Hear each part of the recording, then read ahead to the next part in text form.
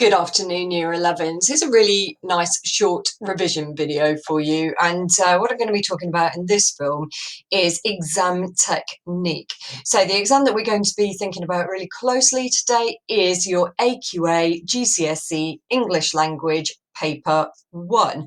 It's the Explorations in Creative Reading and Writing paper.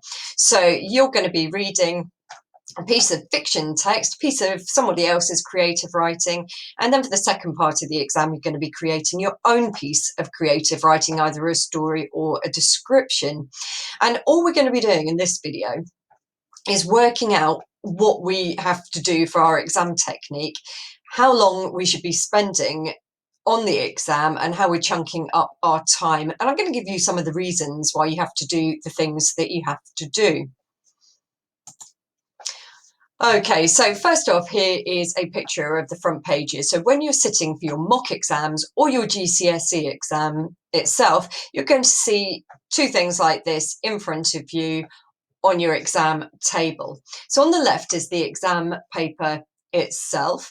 And I've actually, for this slideshow, used my favourite ever paper so far in the specification, which was the resit paper, November 2018. It will always look like this. The only thing that will change is the date, and that's when we're doing. And the other thing that should be in front of you on your desk is the insert, and you're not allowed to open that, obviously, until the examiner says start. So what you need to be doing as you're settling down, and as all of your classmates are settling down at their desks, is start silently reading through everything on the front of this paper. This is a really good idea because it does give you some really useful information, which I'll go through with you in a moment. And the other reason why it's really good is because it settles your nerves. So if you are the kind of person who gets a little bit anxious, or maybe full-blown anxious about exams, just very, very calmly read through this, smell the clean paper, all the fresh ink that's been printed, and just let that soak into your mind. Back in the olden days, the exams officer would read that to you, but they're not allowed to now. So you need to just calmly read through it.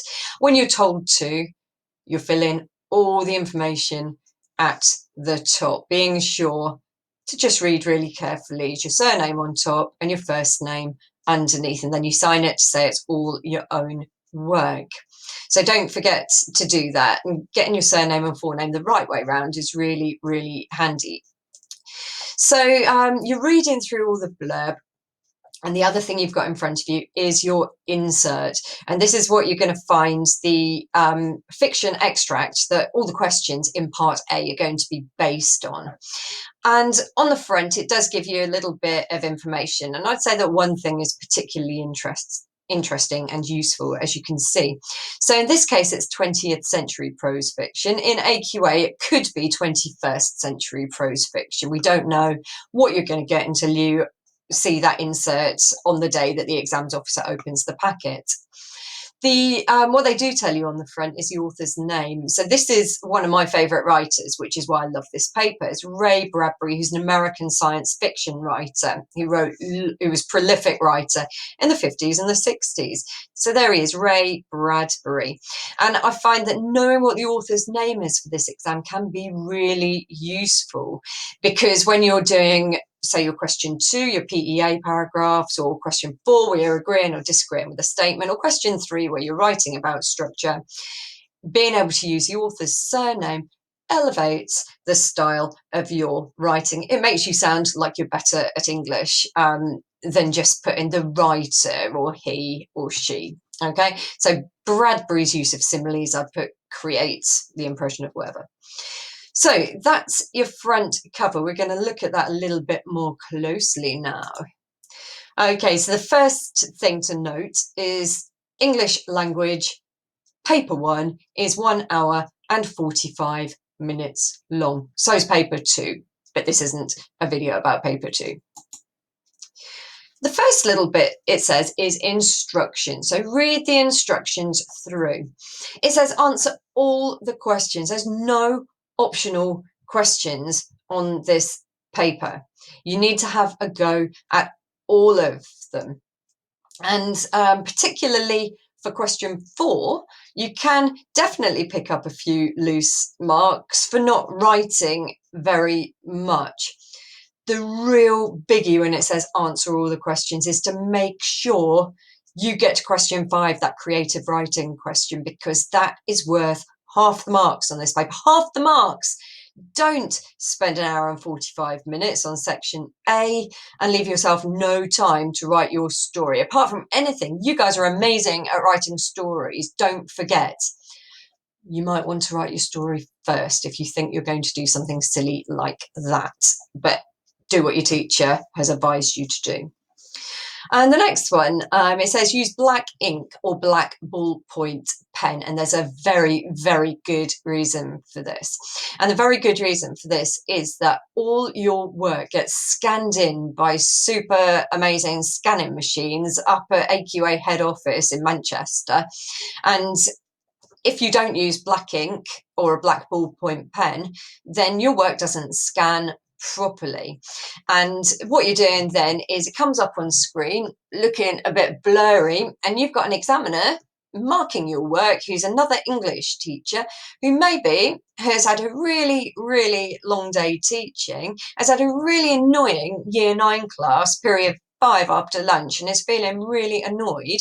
And then they come and mark your work on screen, and it's clearly been done in blue, not black. It hasn't scanned in properly. They're having to use a software to zoom in to see your writing. It's just going to put them in a bad mood. Now, I'm not saying that that examiner isn't going to mark your work properly, because they will, and I'm sure they'll be very professional about the way that they mark it. But if it hasn't scanned in properly because you haven't bothered to use a black pen, then they're going to go low with their marks rather than high if you've kind of ticked them off before they've even started. So don't lose a couple of marks by making your work really difficult to read. Do what it says, use black. Don't use those ballpoint pens that you can rub out either, because they really don't scan in very well. And also, don't use teeny tiny writing because it's very annoying. But I think I'll come on to that one in a minute. Okay, so it says fill in the boxes at the top of the paper. That was your name and the candidate number that I talked about. Answer the questions in the space provided, and they provide plenty of space for you, and we'll look at that in the next video. Do not write outside the box around each page or on blank pages. So please don't do that, because I've just told you your work will get scanned in by big machines.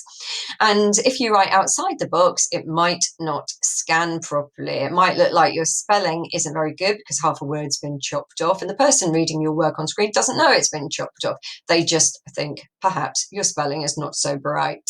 So it says do all your rough work in this book. So yeah, that's a really good idea. The only thing that I might disagree on in that is if you decide to do the picture as the story or the description, you might annotate on the picture. But again, actually, that will get scanned in anyway, but you can cross it out.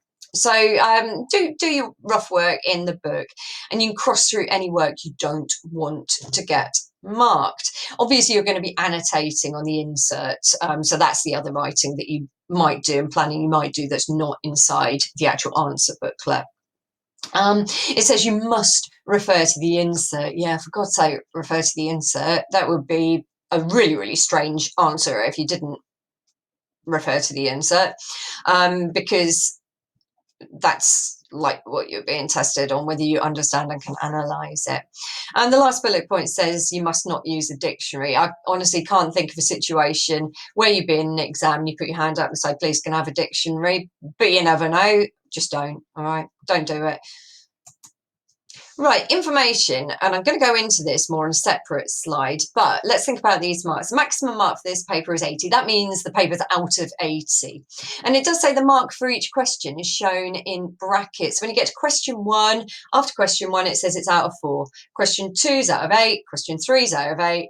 Question 4 is out of 20. Question 5 is out of 40. So don't not do question 5. Question 5 is out of 40. Okay, 40 marks for section A, 40 marks for section B. Section A is reading, section B is writing, says that here, doesn't it? Here we go. You're reminded of the need for good English and clear presentation in your answers. Remember what I said in class about don't be sweary in your stories. Good English. All right. So even if your character is quite sweary, just keep it clean, please. Okay. You know how far you can go. Don't put rude swear words in something that's going on your school website, which is probably going to be your audience. Okay, it says clear presentation, and that's back to that black pen and writing inside the lines and not writing teeny tiny writing and not doing really big loopy writing. Crossing out neatly and making corrections and improvements as neatly as you can. Don't get obsessed with presentation, but just do everything you can to help your examiner.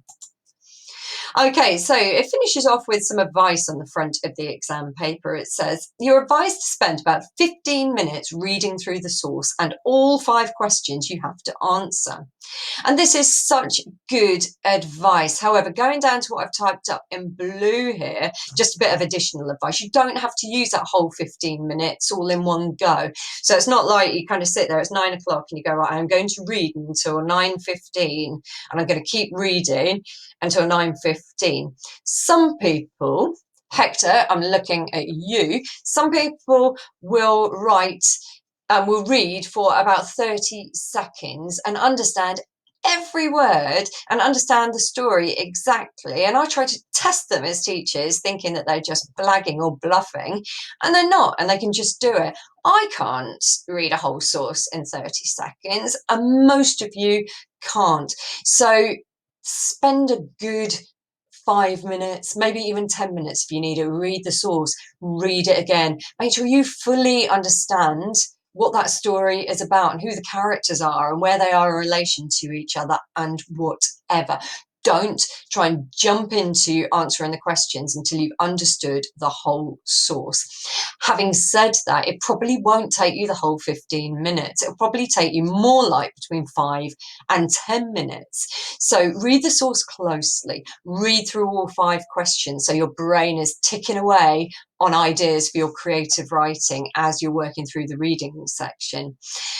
The thing is, if you try and hurry or just read the first paragraph and answer question 1, just read the second paragraph and answer question 2, read all of it, which you have to for question 3, and then you get to the end and you're like, oh, I just totally messed up question 2 because I've really misunderstood what it was about now that I've read the end. It's too late, isn't it? You can't get those 8 minutes back to rewrite question 2 again without sacrificing somewhere else. So for goodness sake, read to the end of the insert and understand it all, and then go back and do that easy question 1 and the slightly more straightforward question 2. Okay, you won't have time to correct your mistakes if you've made a bit of a mistake there. Okay, so we kind of looked at all that and I'll put it together for you in a way that I find really, really simple, the way to manage the exam, to manage timings on this paper. So we've got 15 minutes of reading. You're going to spend about 5 to 10 minutes reading through the insert and reading through the questions at the beginning of the exam. That should leave you with something like 5 to 10 minutes to reread for question 1, to reread for question 2, to have a quick scan read for question 3, and to reread for question 4. So a bit of extra time to reread for each of those individual questions. So let's push the reading aside to one side for now. For writing your answers and writing your story, that leaves you an hour and 30 minutes, or a total of 90 minutes if that's the way your brain works. So if section A is out of 40 marks, which it is because we saw that on the front, that means you should spend 1 minute per mark writing your answer. So question 1 is a 4-mark answer. You should spend about 4 minutes answering question 1. Question 2 is an 8-mark question. You're going to spend about 8 minutes on question 2. Question 3 is 8. It's going to be 8 minutes. And question 4 is worth 20 marks, lots and lots of marks. It's like a mini essay. You're going to spend 20 minutes on that one. And then hopefully that should leave you a lovely 40 minutes to do your story, your creative writing. Now, what these timings build in for you is a bit of checking time or a bit of overflow time, especially on section A.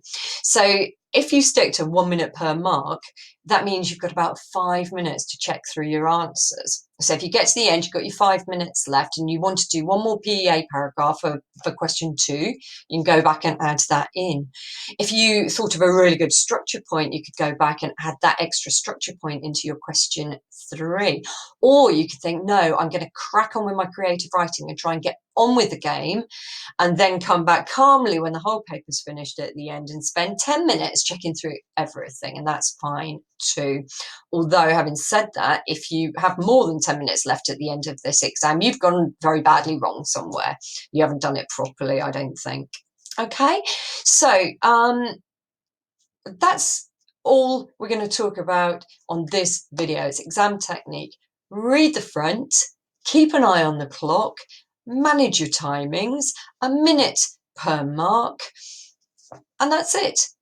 See you next time.